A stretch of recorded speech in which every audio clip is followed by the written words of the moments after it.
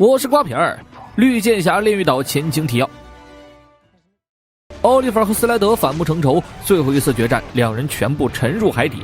等奥利弗再次醒来，被阿曼达接到了中国，被迫与马西奥夫妇追踪钱纳威的下落。在任务中发现一种叫做欧米伽的致命毒剂，若掺入阿尔法仅一小瓶，就能毒害整座城市。可此时奥利弗和马西奥再想脱身，却发现已经深陷泥潭。为了不让钱纳威得到欧米伽，阿曼达带两人来到了星城，奥利弗的家乡。钱纳威寻找了新的买家，并且收买了奎因公司的科技部门主管康，企图自主研发阿尔法。这也是阿曼达留奥利弗两人活口的原因。自家后院着火了，就得让奥利弗自己去灭，胆敢联系星城的任何朋友，格杀勿论。马西奥在康的车上藏下了追踪器，等待康的下一步行动。天委会发现康在奎因公司的内部电脑上动用了大量数据，但加密等级过高，没办法直接黑入系统，只能是奥利弗亲自去趟公司的网络部查个究竟，而且还不能被任何人发现。正纠结时，奥利弗看到了远处的妹妹西亚，这是他出事以来第一次见到活生生的家人。这么多年过去了，曾经的小女孩已经长大了。奥利弗一路跟着妹妹来到两座墓碑前，西亚每次放学都会在墓碑前和父亲哥哥诉说自己当天的经历。很快，这令人怜惜的画面变了味儿。西亚从一男子手上买了违禁品，奥利弗怒火中烧。突然好兄弟汤米窜了出来，威胁卖药的小老弟离自己妹妹远点。吓走男子之后，对着西亚一通教育。汤米无时无刻替奥利弗照顾着西亚，尽显兄弟风情。距离他们不远处的酒吧，撒若的老爹昆丁痛饮二锅头，罗若每天日常就是劝老爹戒酒，毕竟自己是唯一一个活着的女儿，可丧女之痛又怎是几句话可以治愈的。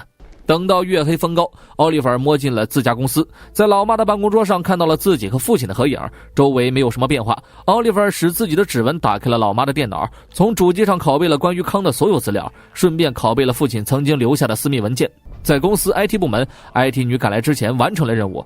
远处的奥利弗看着 IT 女对着自己的照片自言自语，在黑暗中露出了猥琐的笑容。马西奥很快从资料中找到了康的计划，他们将在今晚召开拍卖会，拍卖物80%和欧米伽有关，具体地址还需要进一步分析。灯火辉煌的梅林豪宅，汤米召开了自己的生日派对，迪克兄弟负责派对的安保问题。阿富汗退役下来的哥俩感觉有点小题大做，奥利弗悄摸混进了派对，看着远处汤米和罗若聊着生活琐事，转头跟向了远处的妹妹。男子不知悔改，再次卖给了西亚一份违禁品，当哥哥的一下就窜起火来了，把男子按在角落一通 talk， 完全不顾自己身份暴露。在对方掏出小刀要反击的一瞬间，奥利弗拧断了他的脖子，客人突然死亡，警方很快封锁了现场，带头的正是昆丁。女儿死后，昆丁像变了个人，对奎因家族恨之入骨。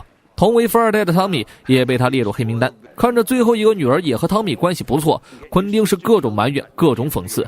奥利弗躲在人群中默默地看着，很快就被马小接了回去。这次的行动本来就是他擅自行事，但凡有一个人看见了奥利弗的脸，两个人都得死。没多逼逼，马小直接进入正题。拍卖会的地点已经确认了，奎因集团旗下的废弃钢铁厂。奥利弗突然临阵脱逃了，重返家乡对他来说已经很艰难了，他不想继续当一个死人了。更何况自己家里有钱，阿曼达再厉害也难压地头蛇。马西奥却是一心想解决钱纳威，解决欧米伽的事儿，两人就此分道扬镳。奥利弗偷偷来到了家里，装潢和布局一点没变，他坐在熟悉的沙发上，打开了父亲留下的私密文件，这是罗伯特录下的一段 VCR。罗伯特表示自己本应该让这个城市变得更美好，可自己却失去了良知，辜负了这个城市。他想要弥补自己的过错，城市里所有肮脏的人他都记录在了本上，自己要一个一个纠正他们的错误。如果自己哪天出了事儿，这座城市将由儿子奥利弗拯救。看完录像，奥利弗犹豫了。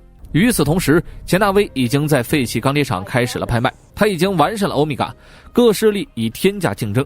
马西奥带天友会突然杀到，几方势力迅速交火，马西奥的人全部牺牲，自己被当场活捉。而这插曲并没有影响钱纳威的拍卖，在处死马西奥的前一秒，奥利弗及时赶到救下了他。钱纳威趁机逃跑，吩咐手下干掉马西奥的家人，然后车没开出30米就被截停。奥利弗一枪托敲晕了钱纳威，任务完成。奥利弗松了口气，心想这回阿曼达应该会放了自己了吧。然而才怪呢，马修将军要把奥利弗带去审问，问完之后奥利弗才能回家。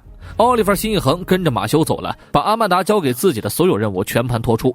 审问过后，马修为他们准备了轮船，送奥利弗和马修一家离开，毕竟奥利弗的一切行动都是为国效力。在码头，少夫高兴地抱住了奥利弗，他们终于要回家了。能结识这样一个好哥们儿，马小非常开心。然而一切都是假象，很快阿曼达手下的特工袭击了他们，毫无防备的奥利弗被打了个措手不及。两人仅有一把手枪，很难全身而退。奥利弗拿着枪替马肖一家吸引火力，让他们逃到远处的货车上。弹药很快耗尽，马肖和塔苏被火力压制的无法脱身，他只能让奥利弗带着少夫赶紧逃。奥利弗带着孩子来到闹市，在这里相对安全一些。然而熊孩子转眼就没了，找了半天才看见少夫。少夫告诉奥利弗，爸妈说如果走丢了就让我去植物园。来到植物园后，奥利弗开始讲故事给少夫听，让孩子从刚刚的恐惧中走了出来。然而植物园早就被一群神秘人占领了，奥利弗不管对方是谁，扭头就跑。确认安全后才放慢了脚步，扭头却在人群中看到了小东。对话之后才知道这是小东的妹妹小冬梅。奥利弗故意说自己叫汤米，两人逃到了小梅的家里，看到了姚飞和小东的照片。奥利弗不敢把真相告诉小梅，只能撒谎说自己和小东是同学。小梅已经很多年没有见过父亲和姐姐了，心里一直担心他们出了什么事儿。小梅让奥利弗和少夫去洗漱一下，却在奥利弗的背上看到了姐姐同款纹身。等奥利弗洗完澡就开始质问他，甚至起了疑心。小梅提前报了警，可来的不是警察，还是阿曼达的手下。子弹瞬间扫射了整个屋子，小梅这下也懵了。奥利弗让他们两个躲了起来，自己冲向了两个过来探路的警察，差一点被反杀。幸亏马肖夫妇赶到，帮了奥利弗一把。到了这种情况，奥利弗不得不把真相告诉了小梅。小梅非但没有责怪，反而感激了奥利弗，他终于可以停止长达3年的煎熬了。真诚致谢后，奥利弗离开了小梅，他们必须想一个万全的办法离开这里。满大街都是阿曼达的人，躲得了和尚躲不了庙啊！不管跑到哪儿，阿曼达都能追杀他们。既然这样，奥利弗就准备来一波谈判，拿着马肖曾经的工作卡前往了阿曼达的基地。打开门，没有看到成群的特工，而是身受重伤的阿曼达。奥利弗这才知道真相，其实阿曼达也是受害者，是马修将军准备杀人灭口，独吞欧米伽，在城市中释放，然后让三合会背锅。而且马修研究出了疫苗，可以保证自己的手下安然无恙。阿曼达劝奥利弗赶紧 run， 希望他和马修能活着离开这里。奥利弗赶快把这个消息通知了马修，他们不知道马修什么时候会释放欧米伽，必须争分夺秒。可现在的情况是，马修的手下人数过多，他们根本不可能跑出去。奥利弗想了一个不是办法的办法，既然跑不了，那就去偷疫苗。马肖凭借自己的记忆带着奥利弗来到了军队基地，看门的士兵为了活命告诉了他们疫苗的位置。奥利弗刚拿了4个就被发现了，3人不得不撤退，疫苗仅仅够他们4个人的，这时候只能自私一点。奥利弗让马肖一家注射完疫苗赶紧跑，他在离开前偷了士兵的手机，他要拯救这座城市。而马肖夫妇毫不犹豫选择了帮助奥利弗。根据手机上的信息，他们来到了马修的所在地。马修此时已经把欧米伽和阿尔法融合了，他们必须赶在释放之前阻止马修。3人借了辆车就追了上去，当街上演速度与激情。奥利弗跃上卡车开始暴打士兵，在塔苏的支援下抢夺了卡车，打开箱子才发现中计了，这怕是马修的调虎离山啊！从唯一幸存的士兵嘴里得知了欧米伽的所在地，见到欧米伽后，奥利弗立刻开枪阻止。在这闹事人多的地方，一旦释放，后果不堪设想。奥利弗拼命争夺欧米伽，和敌人打得不可开交。欧米伽突然脱落，碎了一地，毒气瞬间扩散，无辜百姓纷纷中毒身亡，城市变成了生化危机。马修生怕毒性不够，骗大家把欧米伽当成解药注入体内。知情的奥利弗立刻开始攻击这群假医生，在塔苏的快刀之下干掉了敌人，炸毁了所有假疫苗。3人快马加鞭回去寻找少夫，万幸的是孩子安然无恙，现在已经管不了太多了。大人们一致决定逃离这里，暴乱的城市能让他们藏身于混乱之中。他们刚刚偷了辆车，按 F 键坐了上去，少夫的嘴角就溢出了鲜红的血液，来不及逃跑了。3个人四处寻找药店购买布洛芬，心想疫苗奏效了，少夫肯定是得了别的病。可孩子太小，免疫系统不够强大，少夫躺在塔苏的怀里吐出一口鲜血，很快呼吸都变得微弱了。马小站起来就要去找马修拼命，兴许还能从中找到解药。2人来到了全城唯一还完整的军方基地，碰碰运气。奥利弗一箭接一箭射杀了守卫们，和马小直接冲了进去。果不其然，狗贼马修就躲在这里。面对奥利弗2人的华丽登场，马修并不意外，马小不给他装逼的机会，一枪下去问出了解药的位置。奥利弗挟持着马修一路回到了药店，可少夫已经停止了心跳，他们来晚了。马修还不忘装个逼，我给你们的是胰岛素，你这个傻缺。说完叼着雪茄看着他们这群瓮中之鳖，表示自己倒数5个数你们就没了。刚数到4就被奥利弗按在地上摩擦，士兵们葫芦娃救爷爷，爷爷爷爷爷爷爷爷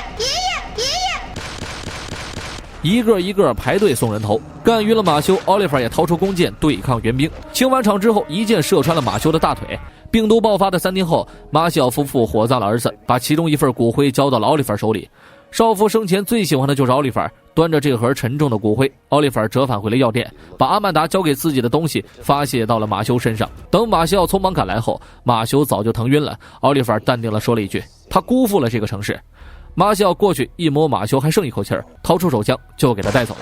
复完仇，马西奥仿佛失去了灵魂。没有儿子之后，马西奥找不到人生的方向，每看见塔苏就会想起儿子，所以马西奥决定离开，去一个没有人找得到的地方赎罪。很快，塔苏就准备启程回日本，奥利弗却不知道自己该去何处。这些年他已经变得黑暗，奥利弗不希望将这种黑暗笼罩在家人身边。两人告别后，奥利弗独自乘船前往了其他国家，靠着自己手中的弓箭惩恶扬善，对抗那些辜负了城市的人。然而一次失手，奥利弗被反手推下了大楼。昏迷前看到了一个熟悉的面孔——阿曼达。我是瓜皮儿，下期见。